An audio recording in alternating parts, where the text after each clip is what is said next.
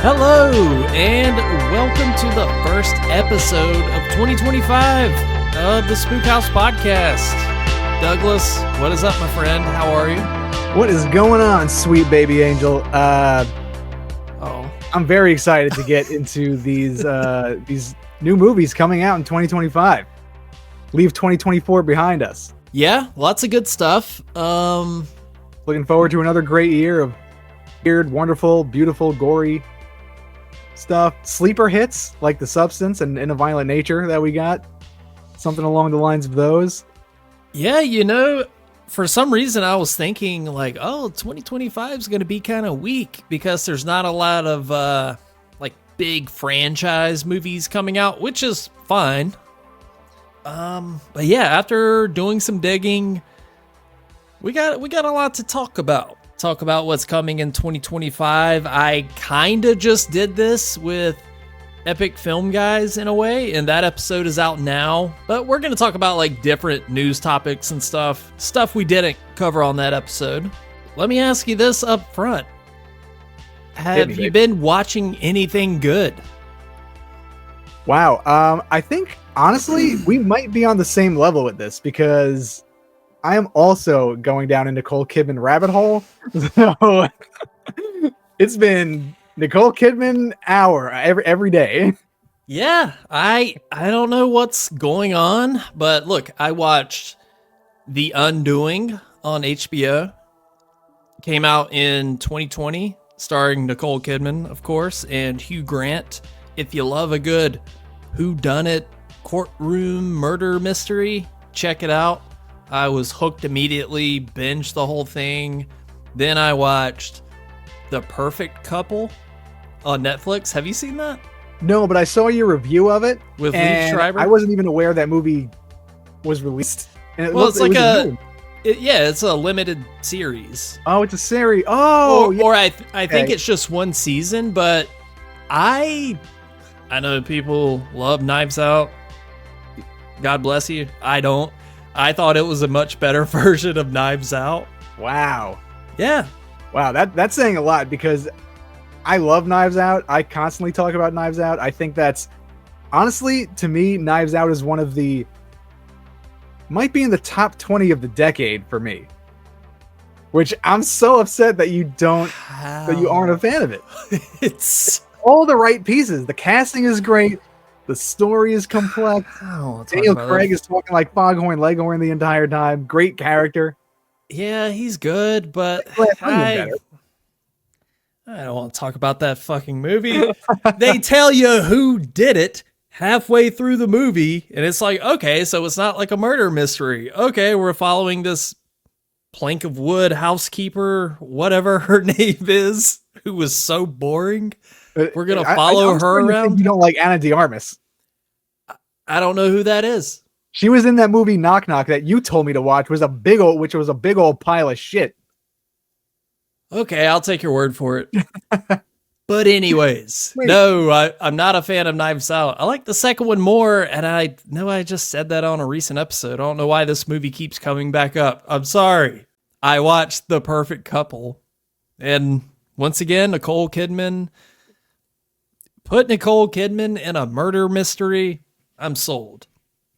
Dude, she's slowly becoming like one of my favorite actresses just from seeing all the range that she has in all of these movies. I was going to say that, yeah. Dude, she is just, to go from the others, watched this movie Birth the other day, which was from 2004. That was just, if you want something weird and head scratching and a real challenging watch for your morality, at least vision wise, that one will mess you up. I'm still thinking about that movie and I watched it 2 weeks ago.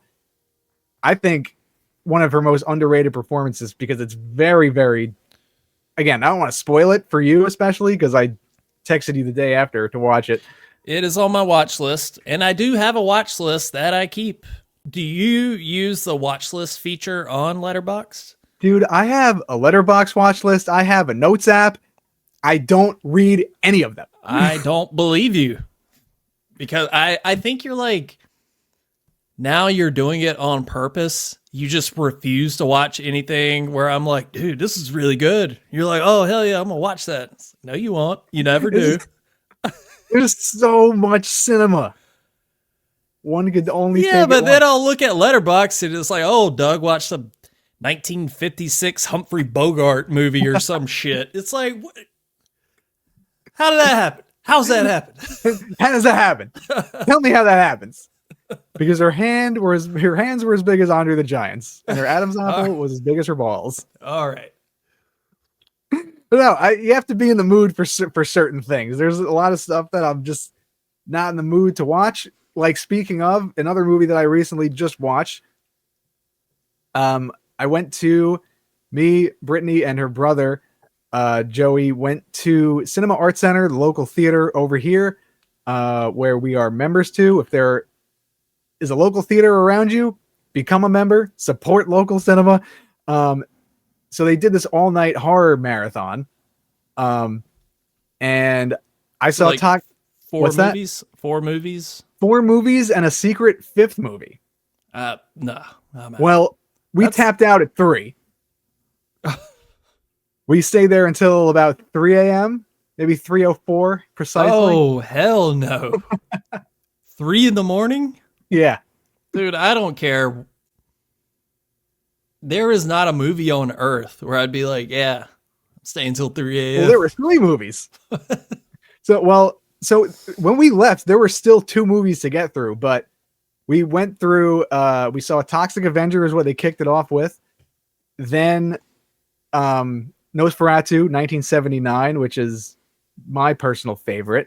And then Society.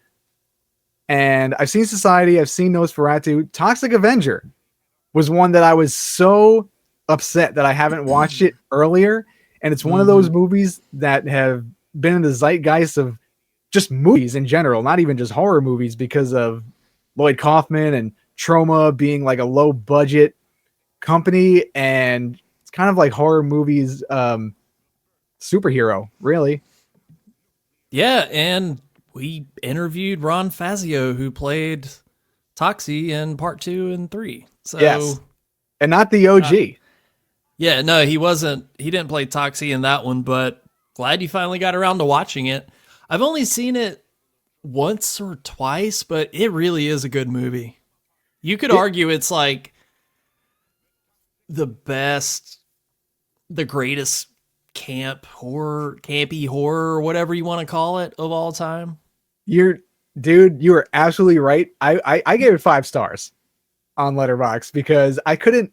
It was just so colorful and bold, and just like the characters were so over the top and outrageous that there's no way you should take this movie seriously. And if you get there's a lot of offensive stuff in this movie that will not fly today. So you just have to turn your mind off and don't get offended and embrace the ridiculous nature of Toxic Avenger. It was so good.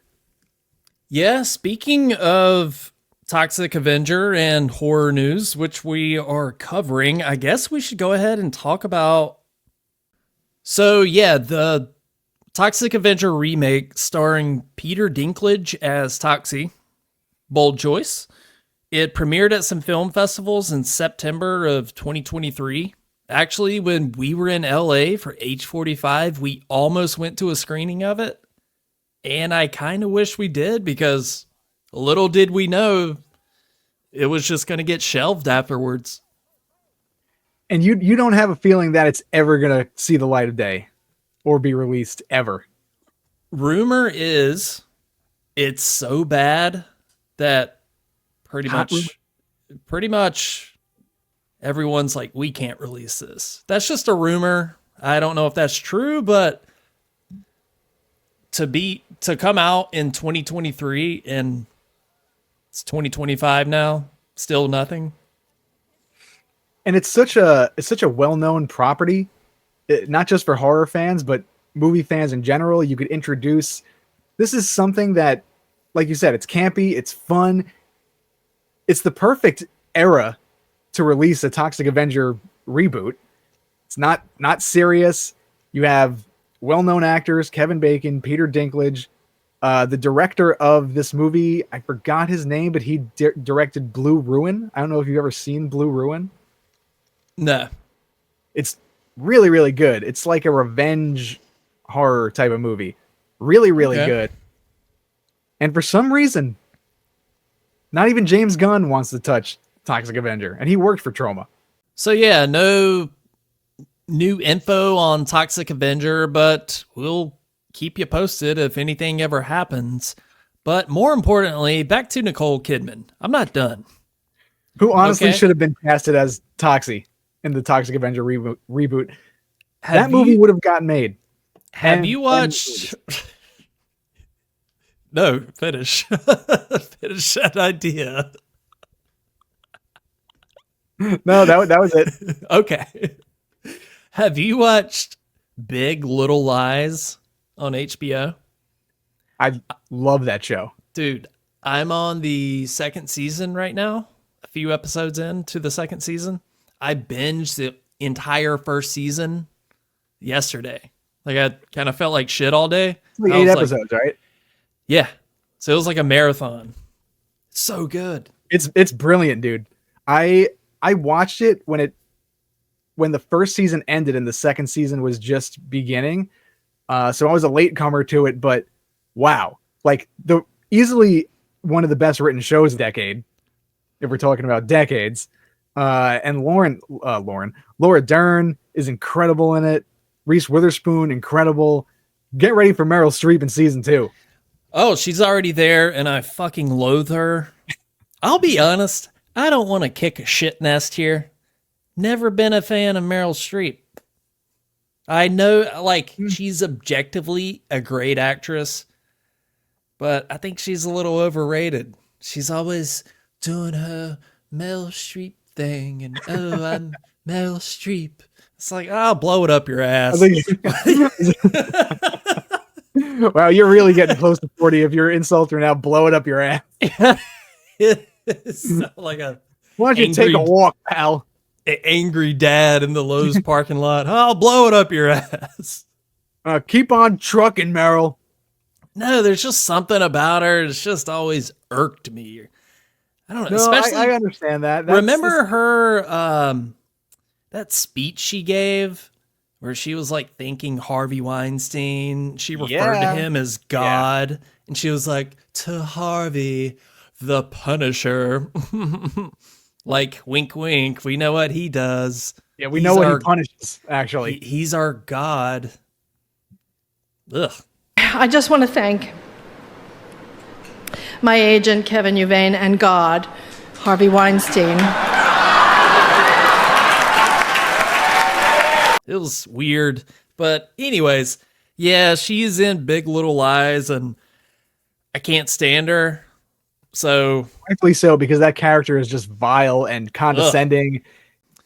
But yeah, another good Nicole Kidman murder mystery. I'm on the Nicole train. Feels good. Feels right. This is Murder on the Kidman Express. We come to this place for magic. And Nicole. Because here they are. Oh, AMC Theaters. Theaters. Yeah, like she goes to AMC with her fucking sequin gown. She's not going to AMC. Yeah, go to that AMC I went to in Florida to see Nosferatu. Tell me how that goes, Nicole.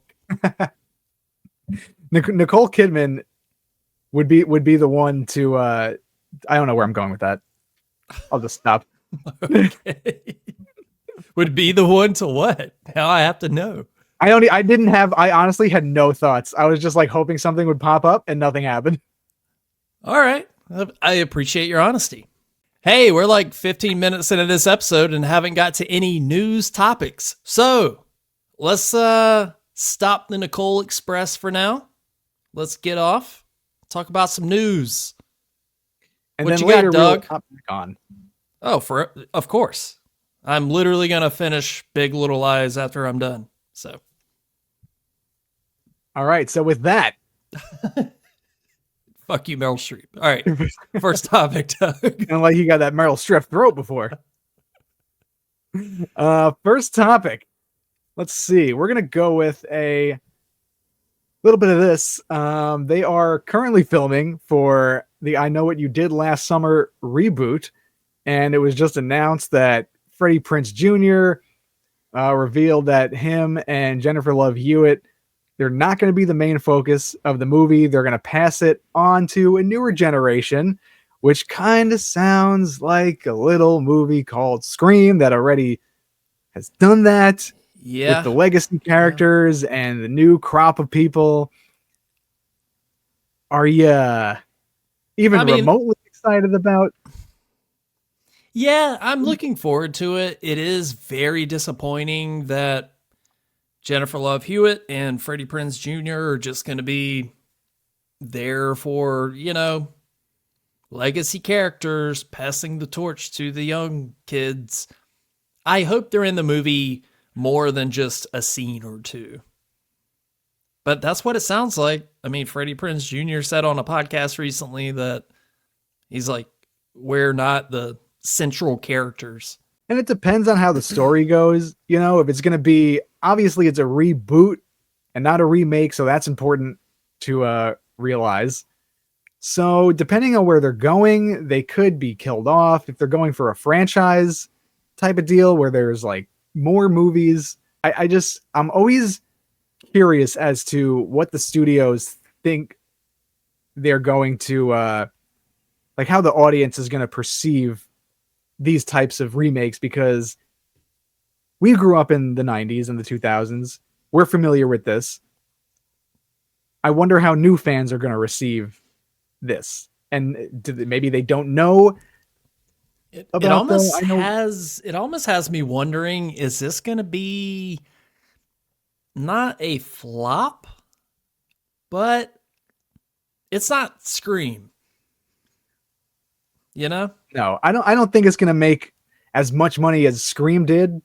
Ghostface is very iconic. I Know What You Did Last Summer was a little under the radar, even for, the 90s and the 2000s. I don't know, man. In 97, that was a big movie. Like when that came out, that was like riding the Scream wave. That was a big one. I don't remember it being like spoken about as much as Scream. Not as much, but I mean, look, I saw the sequel in theaters with Rastafari and Jack Black. Can I help you? God damn it!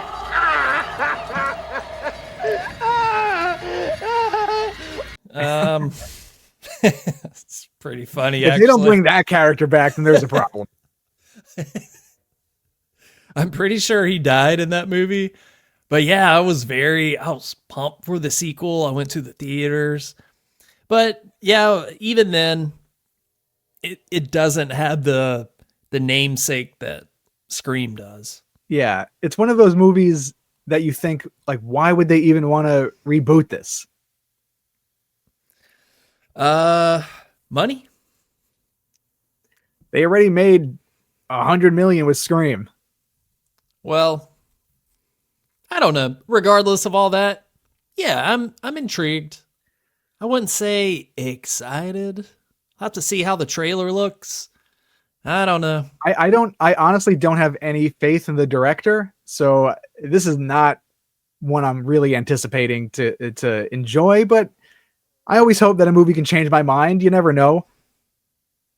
We try to go in with a clean slate on the brain, but the director is Jennifer Kaylan Robinson, who directed this movie called Do Revenge. She wrote Thor: Love and Thunder, which was the worst Thor. Obviously, you're a big fan of Marvel, so you've seen that. Ah, yes, Love and Thunder. Yeah. Mm-hmm. You know what Chris Hemsworth's butt cheeks were all about in that movie. And she did a rom-com, which I thoroughly enjoyed, by the way, with Lakeith Stanfield, called Someone Great on Netflix. All right. Not the worst track record. Yeah, maybe more misses than hits. I love a good rom-com. Not opposed to Someone it. Great is awesome. Gina Rodriguez and Lakeith Stanfield chemistry through the roof. All right. I watched it when I was house sitting. Through the roof. Chef's kiss. That gets 3 out of 4 garlic bulbs for me. All right. So yeah, I know what you did last summer. I'm looking forward to a good summer horror movie. So yeah, I'm Also, in. other question. Sure. Still while we're on this, I know what you did last summer bit. Freddie Prinze Jr., Jennifer Love Hewitt, Yeah. they were never really strong actors. Obviously, you don't really go into horror movies expecting Oscar-worthy performances, but like, Well, say that to the substance, sir. hey, Demi Moore was always a strong actress. In your face. But no, horror is a great platform for acting ability. It can be, depending on what type of movie it is. Yeah, that's a good point.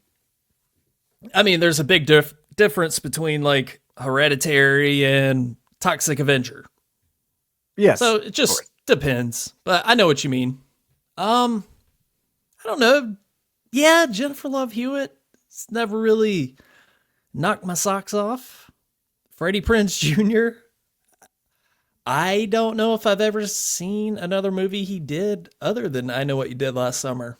Fever Pitch? Wasn't he in Fever Pitch? I think that was Jimmy Fallon. Wow. Or he may have been like his friend, sidekick kind of guy. I don't know. There was another movie in that era that wasn't Fever Pitch. It was something else. This is great content. It's that movie. Let's just What name was that all of Freddie Freddie Prinze Jr.'s filmography. There was a movie, that movie. Whatever you're thinking of, it's that.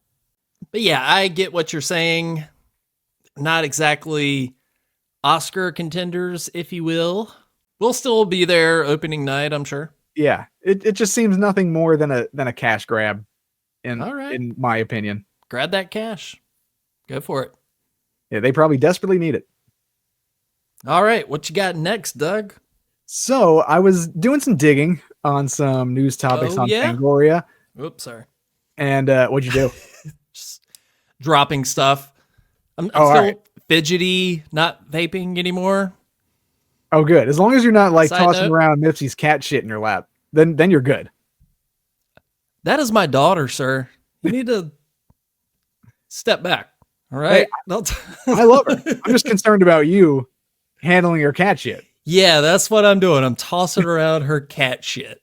All right. Next topic, Doug. All right. So Jesus.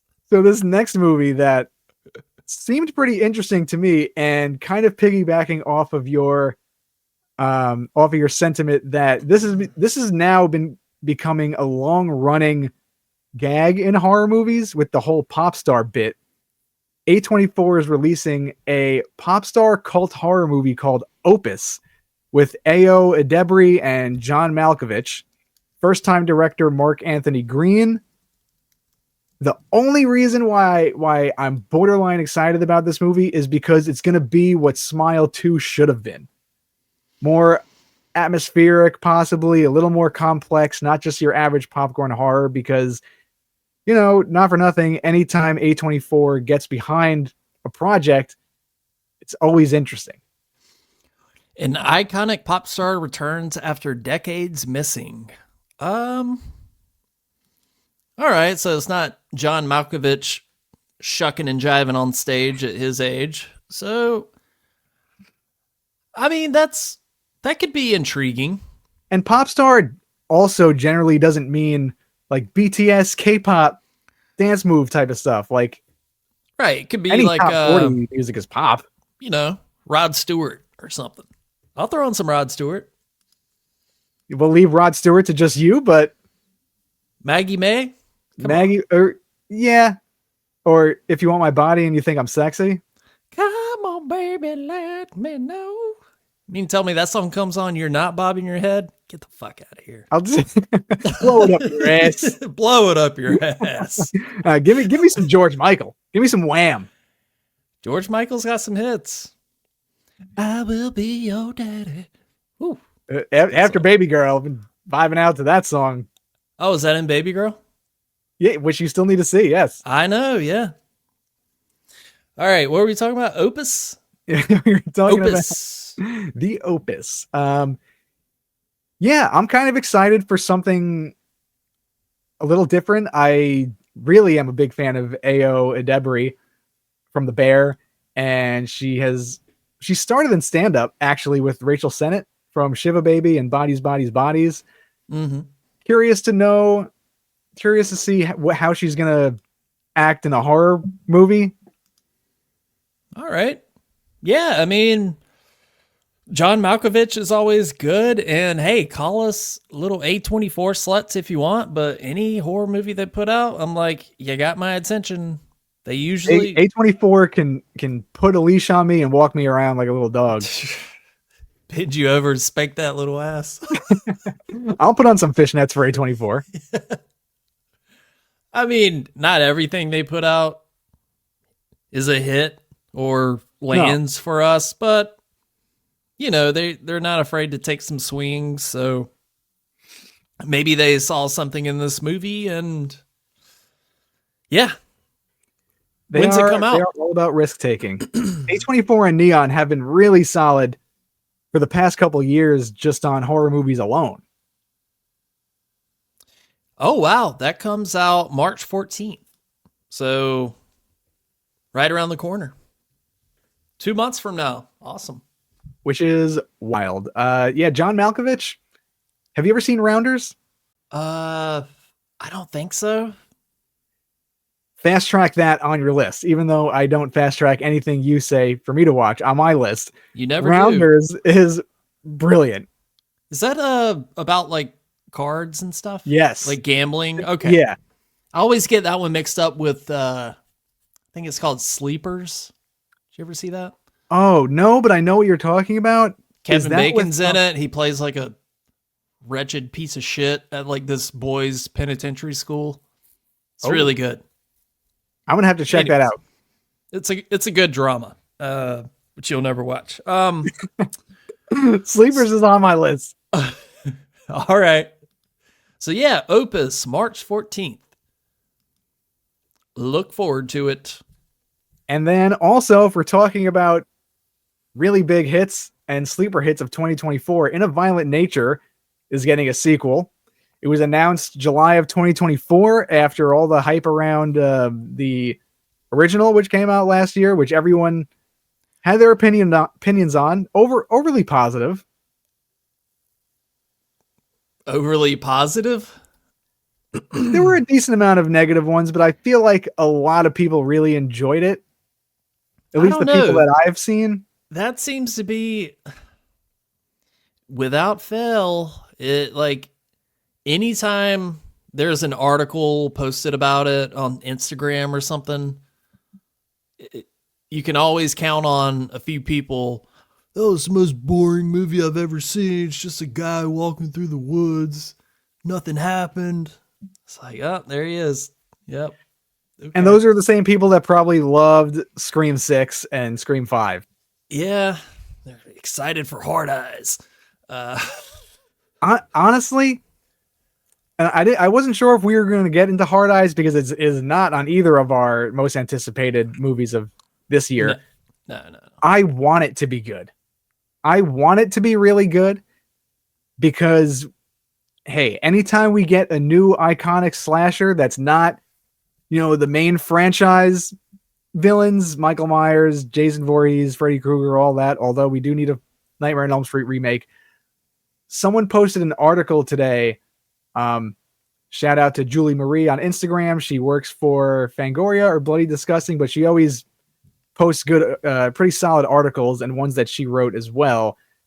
She posted something that Devin saw. I really don't know how to say his last name. Devin Sawa. Devin Sawa. He did say in the tweet that he made, or the article that was posted, he said that the Hard Eyes character would beat the shit out of the Minor character in My Bloody Valentine. Now that's a bold statement. One, because the movie's not out yet. Two, I get you have to pump up your movie. I get you have to hype it up. But come on.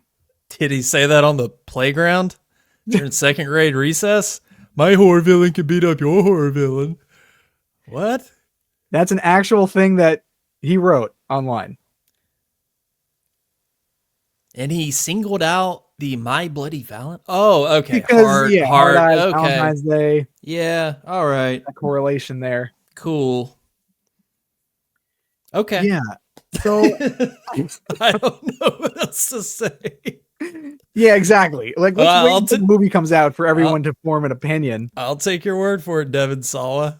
It is being written by Michael Landon, and it's part of the team who's done Freaky and Christopher Landon and Michael Kennedy. Yes. Exactly. There we go. The dream team right there, baby. Not too much faith in this team or this movie. Of course, I'm with you. I hope it's good. But the trailer, the people behind it, Slipknot looking ass villain. Not gonna lie, the mask kind of looks cool. I don't know what serial killer is really all about the pageantry as much as Hard Eyes is. Because, Jason Voorhees just found a hockey mask in an old dirty barn. To make the Hard Eye mask, you have to sit and do stitching and crochet work, maybe. Put LEDs in it. Yeah, he's got to take a trip to Michael's or something. Yeah. So he obviously takes himself very seriously. But no, you're right. This team really hasn't, to quote Shania Twain, impressed me much. Woo! Hey, I love some Shania. All right. We're all about Shania here. Yeah, But yeah, this team really hasn't done anything to knock our fucking socks off.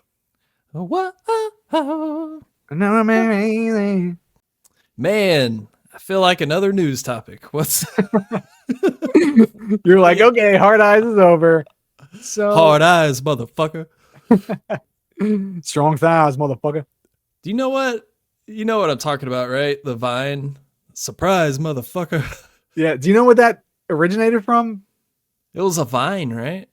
Well, it was from Dexter. Yeah, from Dexter. Okay, yeah. The guy But yeah, says, Vine. Yeah. All rise, motherfucker. Hard eyes, motherfucker. Dude. I think I've rewound that part because I used to watch Dexter when I first got into it. It was 2010. And he comes out from behind the cargo trains or whatever, and he's like, surprise, motherfucker. I rewound that part at least 10 times. That line delivery is some of the best acting work that actor has done or in a TV show. So good. Surprise, motherfucker. Should we talk about Scream 7? Sure. Because they've begun recording. Kevin Williamson. Recording? Huh? You said they've begun recording? Did I? Yeah.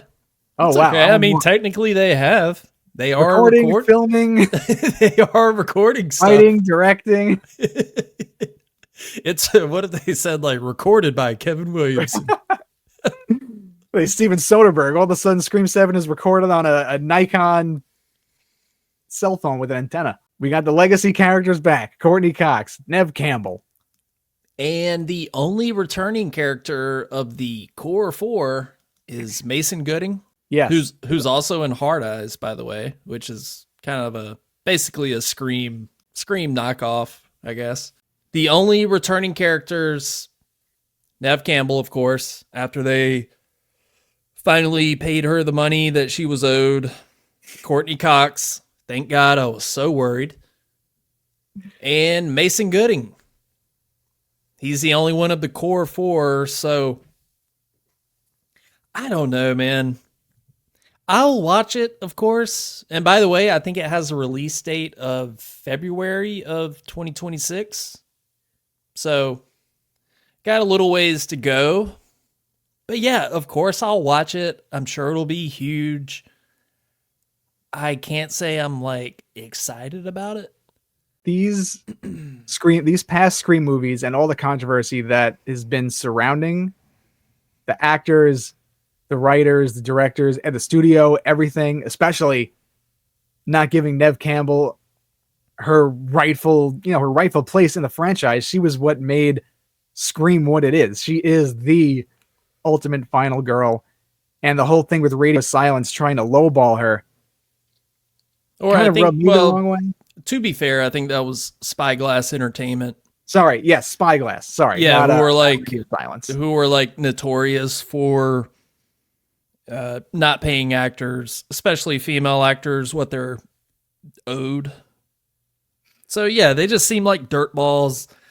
But that whole fucking everything with that, Melissa Barrera being fired over something that wasn't even that offensive, then Jenna Ortega leaving, and now they're like, oh, we got to do damage control. Hey, Nev Campbell, will you please come back and save our movie? And we'll get Kevin Williamson, even though he's only directed Teaching Miss Tingle. Teaching Miss Tingle in 98. 98. And now everyone's supposed to be like, oh my God. It's like, ugh. The whole thing just feels Forced, way too forced. Yeah, just kind of. This is the studio going like, right, horror fans? We got the whole original cast back. Look, Yeah, it's not going to work, even though we're going to see it, so it might work slightly. As long as the quality is there, obviously they had to gut, for lack of a better word, pun intended, gut the entire story. like a fish. Get you like. Also, they're remaking or rebooting Scary Movie. That's another topic. I'm fine with that as long as it's the Wayans brothers. So After White Chicks, you're still on that train. sure. Yeah, those guys are legends. Scream 7. Very curious to see how they're gonna, turn the story after how it left off on Scream 6. I think it wrapped up pretty nicely with Melissa Barrera's character anyway.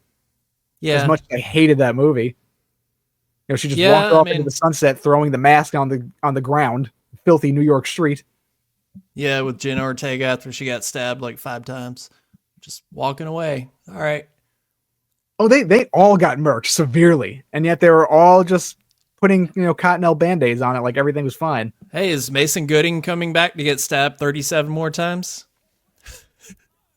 Dude, he got stabbed like 15 times in Scream 5 and then 50 more times in Scream 6. Dude, and they were hitting major arteries. Like there was no way they missed major arteries when they were both like both Ghostface were ragdolling him and shanking him back and forth in Scream 6. So why even bring him back if he's the only one of the core 4? It just seems to make things even more confusing. Unless he's going to be the opening kill, and that's what prompts Nev Campbell and Courtney Cox to band together and fight Ghostface once and for all. I just don't know. That's a good idea. It could be something just to kill off the newer cast. Who is going to be Ghostface? Like there needs to be a point. I'm the fucking the barber of your cousin that I was working crash services in Scream 2. I was doing the gutter. I was cleaning out the gutters of Nev Campbell's mom's house on the set. I used to cut your uncle's grass in 1998. He never Remember paid me. That's what the tagline should be. Scream 7. Remember me. Yeah, who gives a shit? I was cream cheesing your bagel one morning and you yelled at me saying that you wanted scallions on it. Now I have a vendetta. Shut up. Hey, I have a half-baked theory or just idea. Since all of this is such a clusterfuck now, I know the ignore the sequels thing is usually frowned upon, but when you have such a mess, doesn't it? This is maybe the one time where I'd be like, I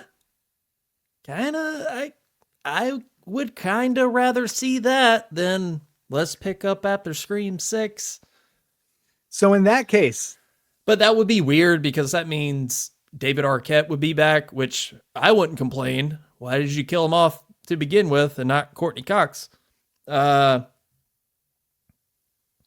It would make more sense for Matthew Lillard to come back. If Matthew Lillard doesn't come back, then they failed this franchise. Even though they all say he's dead, a TV dropped on his head, he's finished. they've done worse things, like someone getting shanked 35 times and just walking afterwards. Yeah. I'll tell you who is happy about getting out of this franchise, Mikey Madison. Oh, yeah. Yeah. But I mean, I did really, really love Dewey's death. Yeah, In it Scream was 5. I thought that moment had a lot of care and a lot of TLC into it. yeah, it had some impact and it was memorable, but yeah, I don't know. I wish it came with better writing. In the most abandoned hospital in the world, sure. And Mikey Madison lifted David Arquette off the ground, sure. Okay. Mikey Madison also got third-degree burns and hopped up afterwards, ready to make another killing. Yeah, why not? It's John Wick. It's John Wick universe in Scream. I still prefer the Babadook. Yeah. That doesn't hold as much weight as Nev Campbell. Hey, say what you want about those movies, but the last two, they've kind of spun off some big stars like Mikey Madison and Jack Nora? Quaid. No, not yet. I'm curious to hear your thoughts on Anora and Companion. You have early access screenings of Companion, right? Or no, that one you didn't. You know what? I thought that I had bought my ticket to the early screening of Companion. I'm pretty sure I had it like in my cart, and then maybe somebody texted me or something, and I forgot to finish the checkout. And I just assumed that I had bought the ticket, but I did not. So it is sold out. So no, I will not be seeing it 2 days early, unfortunately. Sorry to remind you of that. Oh, it's okay. So yeah, Jack Quaid is in Companion. Yeah. That was a long way of me saying that. Yeah, Jack Quaid, who was in Scream, is in Companion. I was going to try to segue over into it. Going to Paul Blart it. But I'm kind of into this new crop of horror movie actors. Sophie Thatcher, Jack Quaid. Yeah. Mikey Madsen has only done Scream 7, Scream 5, so really doesn't leave her. But there's a whole new crop of young actors that are really, really fun to watch in horror movies. Sydney Sweeney. Yeah, I'm looking forward to Companion. It's crazy that comes out in January as well. I mean, traditionally, January is kind of like the dumping grounds for studios putting out movies they don't have much faith in, but maybe that's like kind of changing. I think Barbarian also came out in January or maybe earlier in the year. I think you're right. No one really had much faith in that, and that was such a sleeper hit. And the Barbarian team is behind Companion. Yeah, do you know, like, we were talking about this, it's not so much a twist as... I don't want to know anything. Okay. I'm going in, all I see are the trailers in front of the, if I'm going to see a movie, the trailer plays, I don't get up. And the trailer just looks like a Mod Podge of insanity. So I'm not really sure what to make of it. Yeah, that's all I needed or wanted. I was like, okay, Sophie Thatcher. Is it Neon? Is putting that out? I think so. Yeah, I believe it's Neon. Yeah, so I was like, all right, sold. Don't need to know anything else. But Bloody Disgusting kind of did like a story revealing a major plot detail. I don't know if it's a twist so much as, oh, this would have been cool to like discover this for myself in the theaters. So yeah, I won't even talk about it. But this movie looks really fun. This is what a trailer should be, I think. It doesn't give too much plot away. There's a lot of images going by very fast, and it's intriguing. It makes people actually want to go to the movies rather than just wonder and be curious about it and not see it. Yeah, it's kind of like... Or just say that they saw the whole thing in the trailer and that's it. It's kind of like the Monkey trailer. Gives you just enough to be like, all right, I'll be there. Don't tell me anything else. I don't want to know. Don't show me a 4-minute trailer. That's basically the whole movie. Yeah. And you have to think that we're movie fans, right? We are. I would consider us movie fans. Just a little bit. So you have to think like these studios are marketing towards not us, because once we hear a director is attached, like the new Ari Aster movie, we're in. Just because we know the name Ari Aster or Jordan Peele or Zach Krager from Barbarian, like that's enough to get us excited. They need to bring in the casual fan, which with Companion, they might not realize how big of a hit it's going to be. Possibly. I think it's going to do okay. Gangbusters. Gangbusters. Yeah, what the fuck's that mean? I never knew what that meant. Yeah. It wasn't a show. Gangbusters. No, Ghostbusters. Yeah, let me look that up. It's going to do gangbang, guys. That's what it sounds like. Hey, subscribe to Gangbusters. Oh, you're really digging deep into this The topic. reference is a popular radio program, Gangbusters, that ran from 1936 to 57. Touted as the only national program that brings the authentic police chase histories. All right. Not sure how that correlates with making a massive amount of money, but okay. Hey, we're all learning a little something today. This is Film 101. All right, next topic. Next topic, Doug. I can't talk. I'm hitting that point. I'm hitting that point in the episode where it's just word shit coming out. 55 minutes, baby. Stay strong. I didn't even have dinner yet. It's late. It's like 9:30. Hey, I thought you wanted to do 9 o'clock when you texted me, and I was like, wow, that's very unlike him. I went to the early boxing class. I skipped my Ukrainian boxing coach, Ivan, his 7:30 class. I skipped that so I could do this. It's all about sacrifice. So you can get your ass kicked tomorrow. Scott Stapp. 6 feet from the edge. Well, he only does it Monday nights, but, it's my sacrifice. All right, next topic, Doug. So this topic I'm pretty excited about because I Saw the TV Glow was one of my favorites of last year. And Jane Schoenberg, the director of I Saw the TV Glow, their new film, which has the most 80s horror movie title on the planet. It's called Teenage Sex and Death at Camp Miasma. All right. That's their next movie. It's going to be a psychosexual slasher. There's not too much information about it, but I didn't see their first movie. We're All Going to the World's Fair. Yeah, I didn't see it either. I Saw this TV Glow. I thought was great. A lot of layers, very creepy, heavily Twin Peaks, The Return inspired. So you had me at Jane Schoenberg and psychosexual slasher. Yeah, when I saw that in the notes, I didn't put together that was the same director of I Saw the TV Glow. And while that movie, there's things I like about it, I could throw it on gladly and have it as like a background mood watch. Yes. But story-wise, it didn't connect with me. But that's one of those directors, kind of like the Skinamarink dude. While that didn't completely land for me, they're doing something unique enough to where anything they do from now, like, hell yeah, I'll check that out. Yeah. And especially a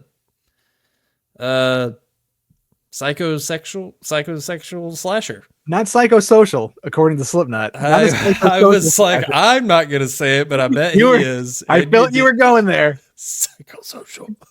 Riff, riff, riff, riff. All right, that's it.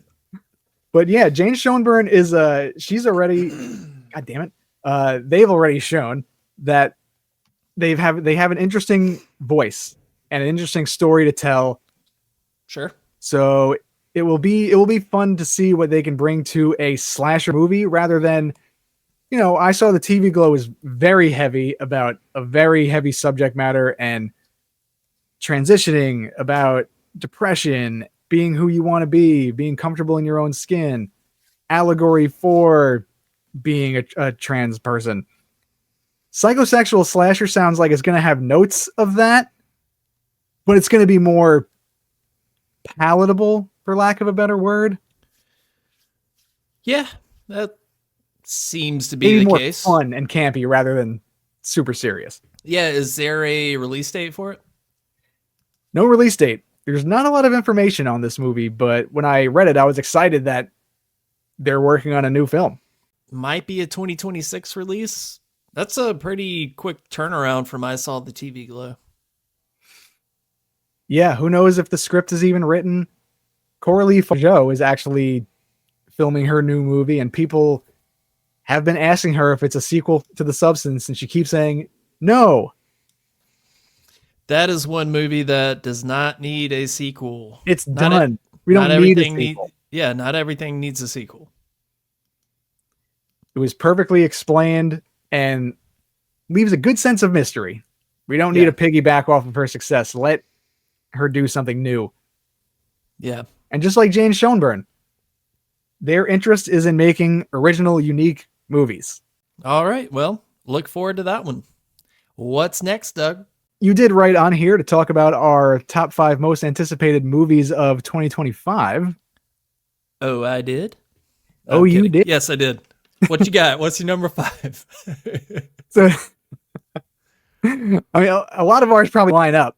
Also, another movie coming out in January, which is kind of wild how many horror movies are coming out at the top of the year. I've been excited about this for maybe a year and a half when I first heard about it, but Presence, the new movie by Steven Soderbergh. Yes. Whoa, I want the movie so hard. Do you have your tickets yet? I didn't because I don't want to see it at AMC. I want to see it at the local theater. If I could, if they're releasing it. If not, I will go see it at AMC. Opening night?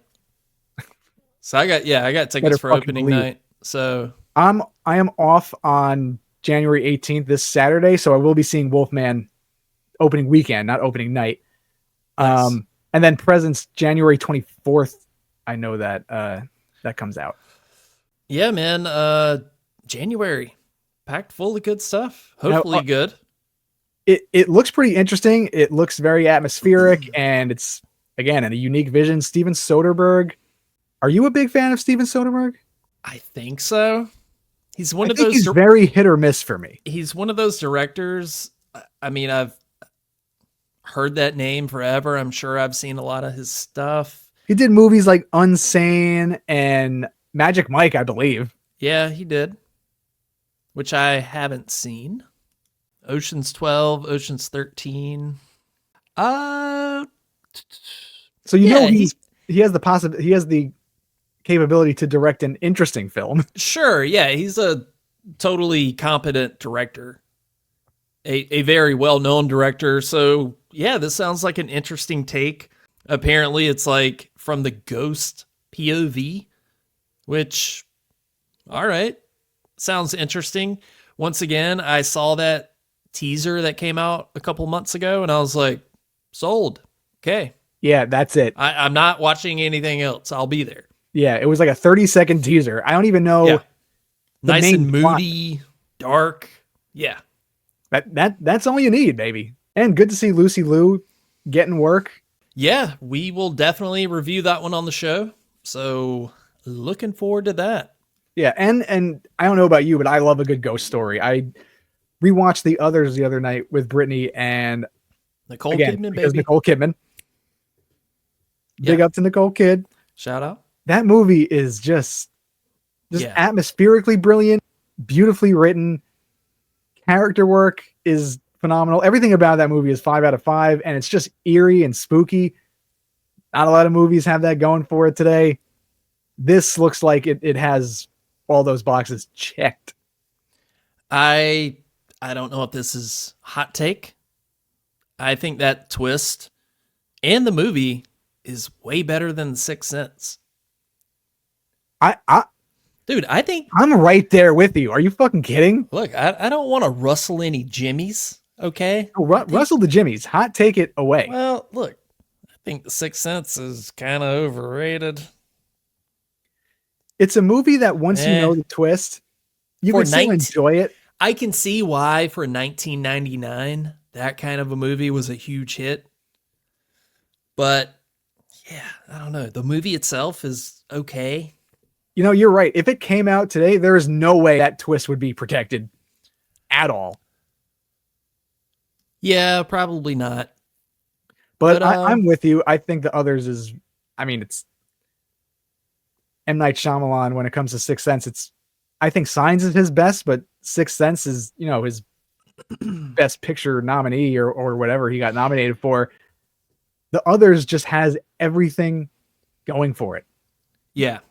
Yeah. Good atmosphere. There is no flaw. Like if you think like when I first saw it, I thought I knew what the twist was, and then the twist happened.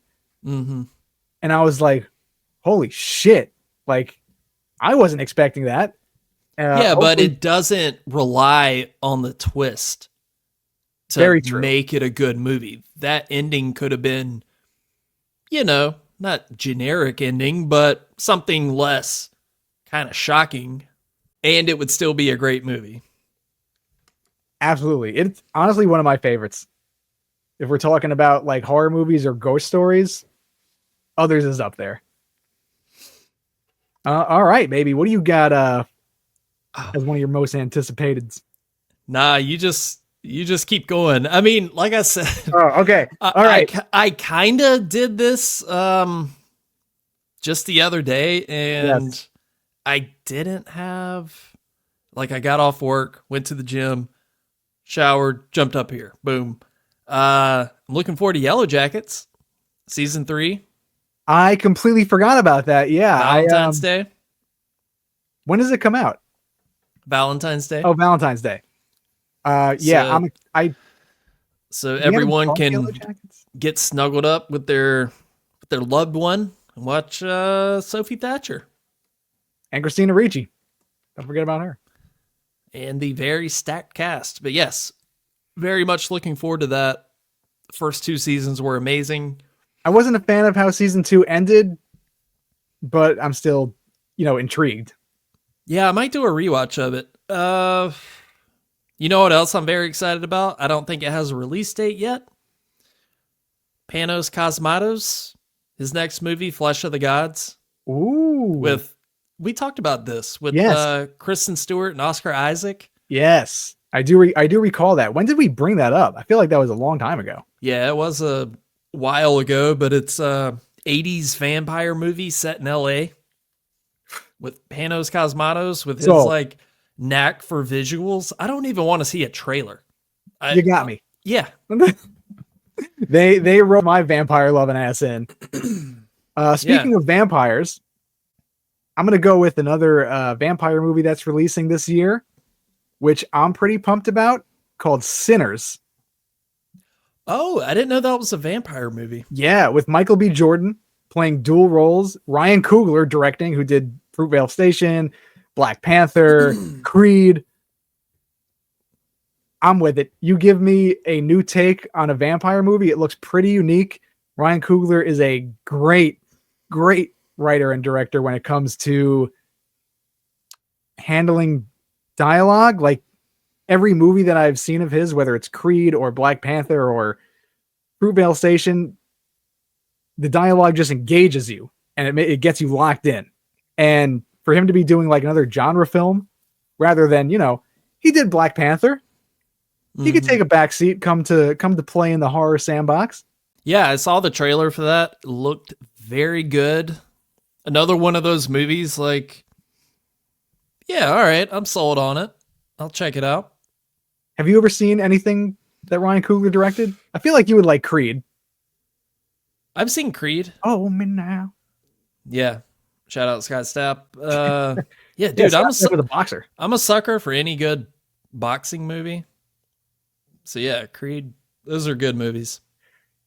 Yeah, it'll be exciting to see Michael B. Jordan play a dual role. I mean, it's no The Fighter, but it's pretty fucking good. Dude, The Fighter is incredible. What are you trying to say? You want to fight me or something? My mother's right over the block. She'll tell me to beat you up. Hey, it's the bridal low right here. Hey, that's my brother. That's my brother right there. I taught him everything he knows. Dude, I told you, I when I was 19, I dated a girl from Lowell, Massachusetts for like 3 years. So I was in Lowell like a lot. Oh shit. Hey, where'd you park the fucking car? I know all about Lowell somehow. I took a shit in a Dunkin' Donuts in Lowell. Hey. All right. Shout out Dunkin' Donuts. Also, sorry, gonna go on another tangent for just a second. Let I it saw rip. the Taste of Chaos tour in 2008 at the Songus Arena in Lowell. Avenged Sevenfold with the Rev, Bullet for My Valentine, Oh, I went to that tour. Bless the Fall was on yours? No, I think it was a Treyu opening. Right. Atreyu was on there too, yes.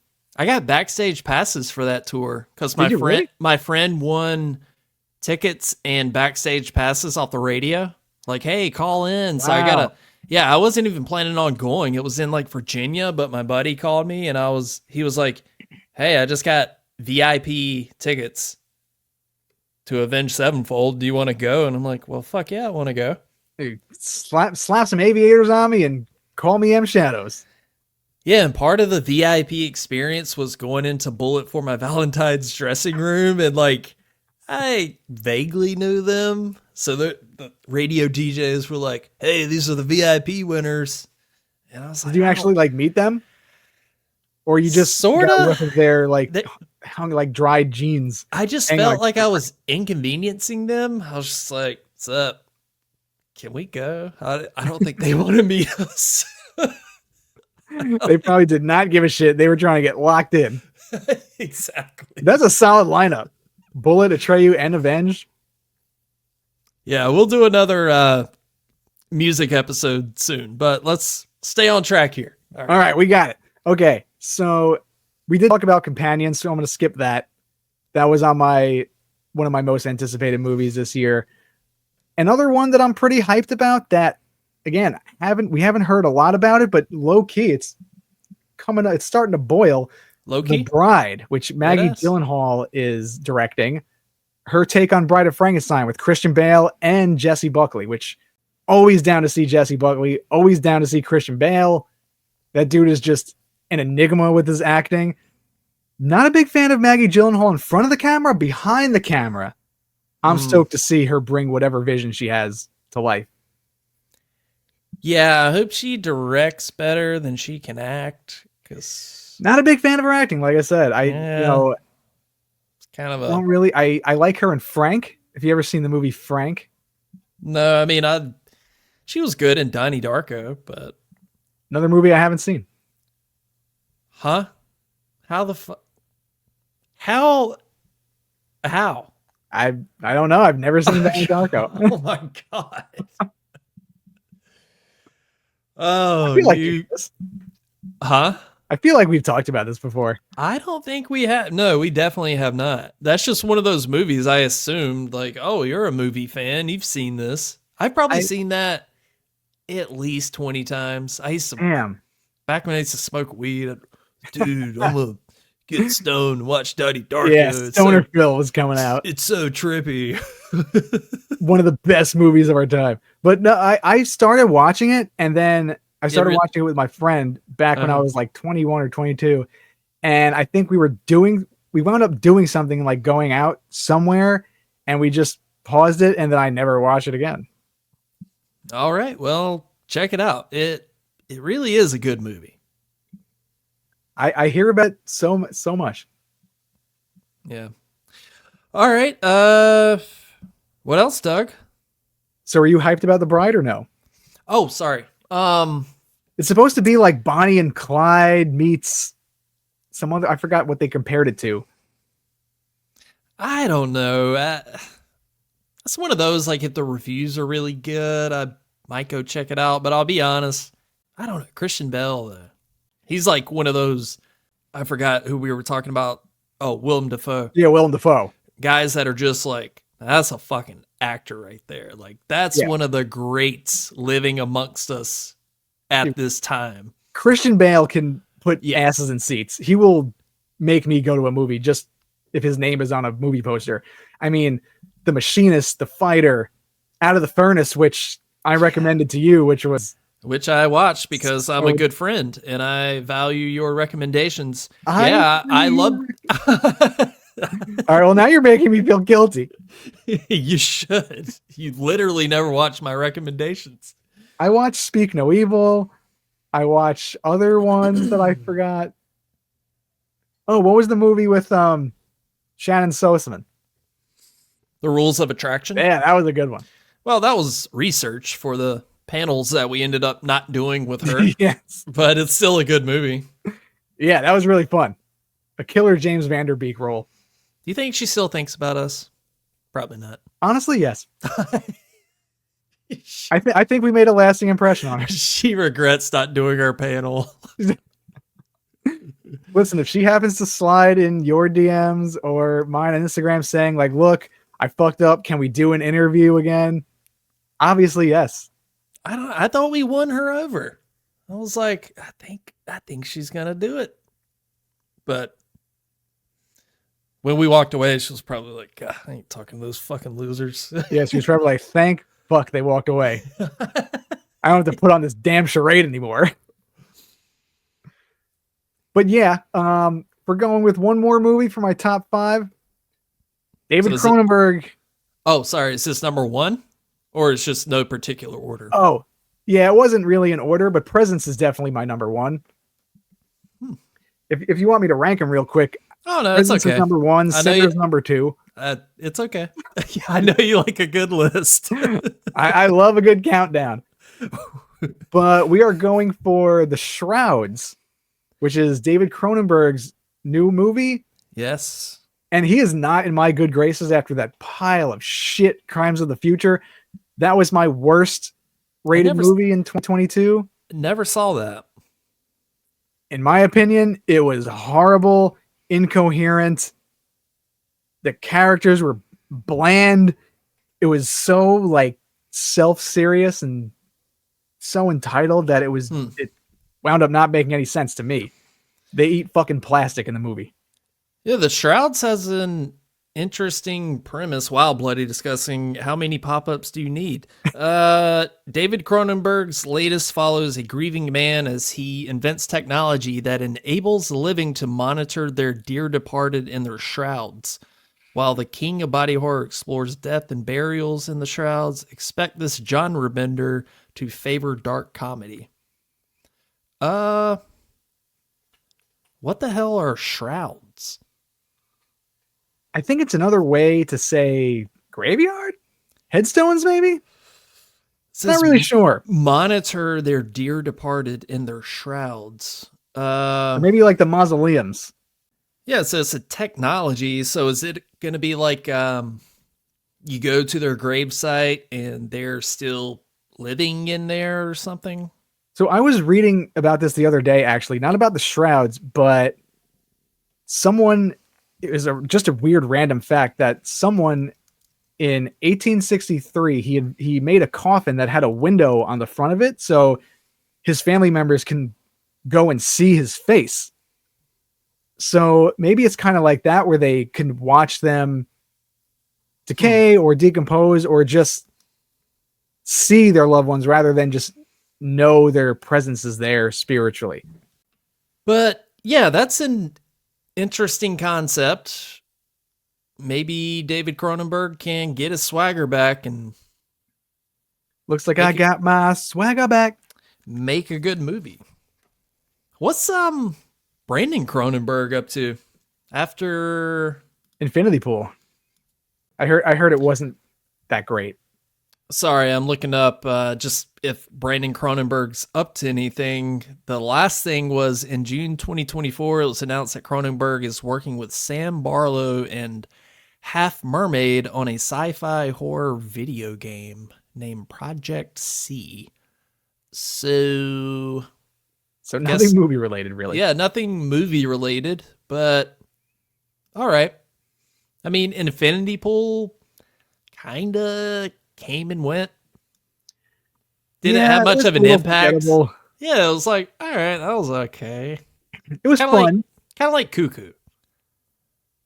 I mean, I could see myself watching Cuckoo before Infinity. Sure, Pool. Yeah. Just because it was a little more.